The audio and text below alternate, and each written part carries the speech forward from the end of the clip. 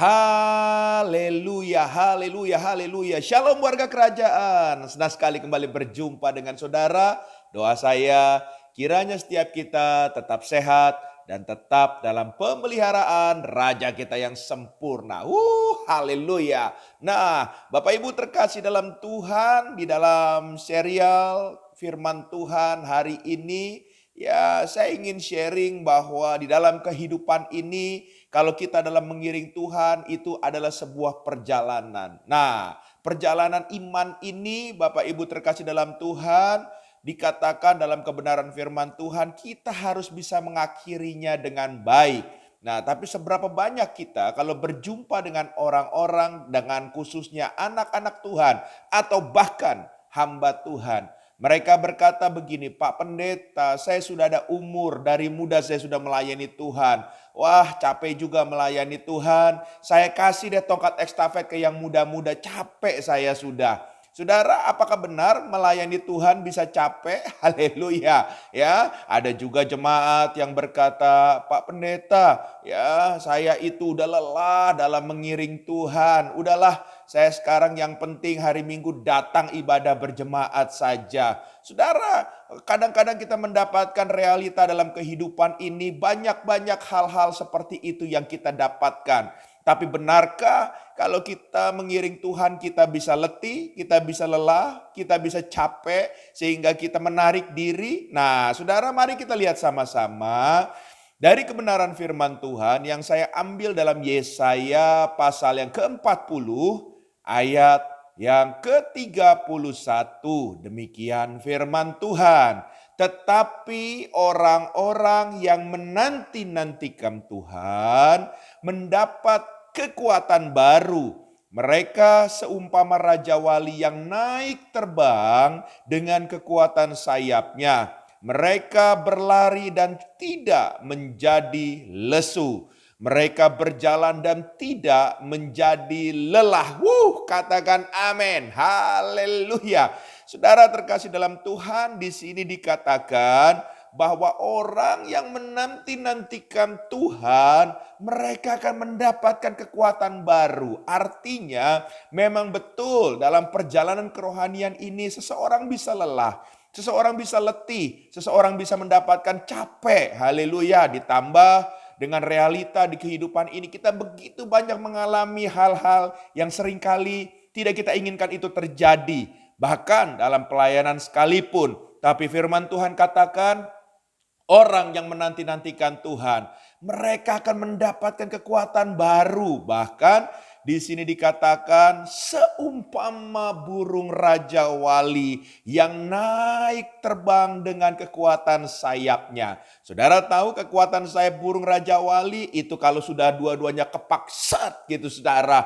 Dia langsung bisa melesit saudara, melesat jauh saudara. Nah saudara, seperti ada boosternya saudara terkasih dalam Tuhan. Nah demikianlah orang percaya seharusnya seperti itu. Haleluya. Bahkan dikatakan waktu menantikan Tuhan, makanya bukan hanya seperti burung Raja Wali, seperti ada booster melesat lagi. Tapi mereka saudara terkasih dalam Tuhan, waktu mereka berjalan, bahkan mereka berlari, mereka nggak akan jadi lesu. Mereka berjalan tidak akan menjadi lelah. Saudara, di mana teorinya ini? Ya, walaupun saudara jalan santai, saya suka saudara jalan sore atau jalan malam santai. Seringkali kalau pulang ke rumah ada juga rasa capek, ada letih atau capeknya saudara dengan keringetan saudara.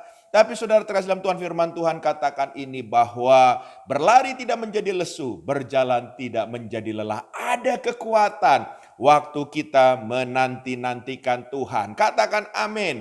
Oleh sebab itu, tetaplah punya iman yang teguh, berharap kepada Tuhan. Nantikan Tuhan dengan pengharapan yang baru. Apapun kondisi yang saudara sedang hadapi hari-hari ini, maka kekuatan yang datang dari Tuhan itu akan datang dalam hidup saudara dan saya. Nah, pertanyaannya saudara terkasih dalam Tuhan, ya di mana kita mendapatkan kekuatan itu? Kita dapat hanya dalam satu pribadi, Yesus namanya. Haleluya. Kenapa kita mendapat kekuatan harus ada di dalam Yesus?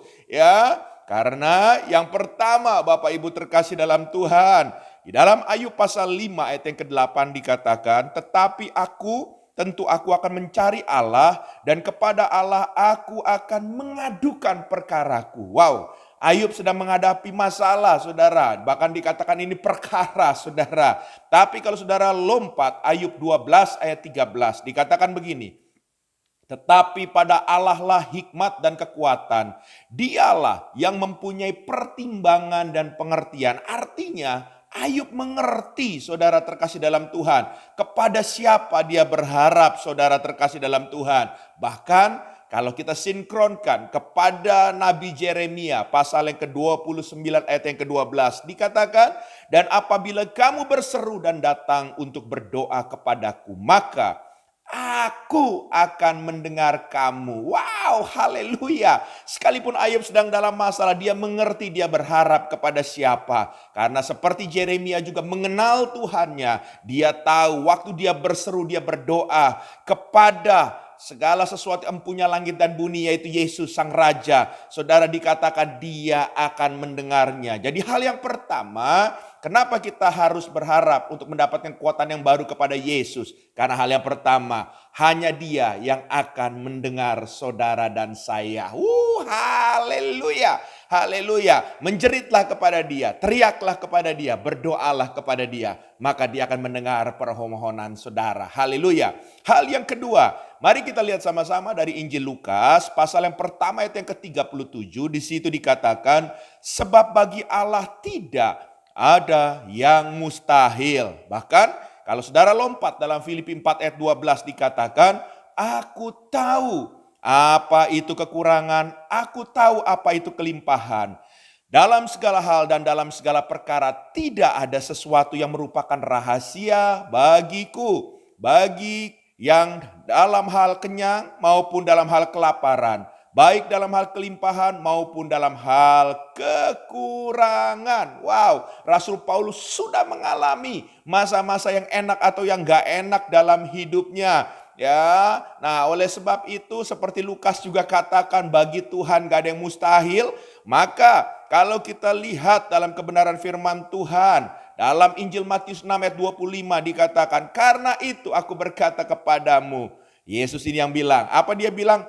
Janganlah khawatir akan hidupmu, apa yang akan hendak kamu makan atau minum.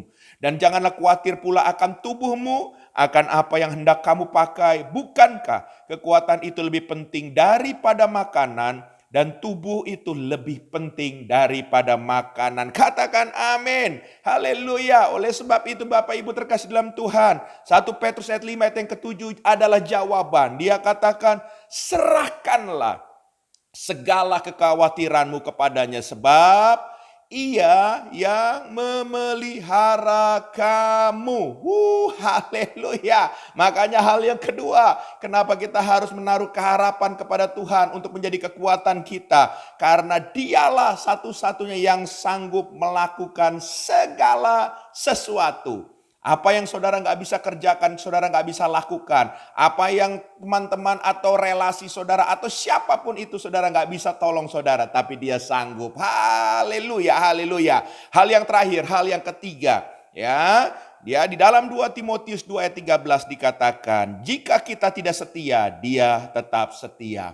Karena dia tidak dapat menyangkal dirinya. Bahkan dalam Ayub pasal 10 ayat 12 dikatakan, hidup dan kasih setia kau karuniakan kepadaku, dan pemeliharaanmu menjaga nyawaku. Ditutup dalam ratapan 3 ayat 22 sampai 23 dikatakan, tak berkesudahan kasih setia Tuhan, tak habis-habisnya rahmatnya, selalu baru tiap pagi, besar kesetiaanmu. Katakan amin. Hal yang ketiga dari firman Tuhan ini, kenapa kita menaruh harapan untuk mendapatkan kekuatan kepada Yesus? Karena dia Allah yang setia. Sekali dia menyatakan dirinya sebagai Immanuel, dia Tuhan akan menyertai saudara. Dia akan tetap menyertai saudara sampai kesudahan. Haleluya. Dalam lembah kelam sekalipun saudara sedang menghadapi, dia akan menyertai langkah saudara untuk membawa saudara naik. Oleh sebab itu, taruhlah kekuatan kepada Tuhan. Jangan lemah lagi, jangan loyo lagi, jangan letih lagi, jangan jenuh lagi. Taruhlah kekuatan hanya kepada Tuhan, nantikan Tuhan. Iman percaya kepada Tuhan, Tuhan akan memberikan kemenangan. Tuhan memberkati setiap kita. Haleluya. Izinkan saya berdoa. Bapa, hamba berdoa dalam nama Yesus untuk setiap kami para pendengar program ini. Kalau di antara kami sedang ada yang jenuh, lemah, letih, lesu, Kau angkat semuanya dalam nama Yesus. Gantikan dengan kekuatan, dengan pengurapan yang datang dari Tuhan. Agar kami kembali berjalan dengan kami memandang kepada Tuhan dan kami berkemenangan. Dalam nama Yesus. Haleluya. Amin.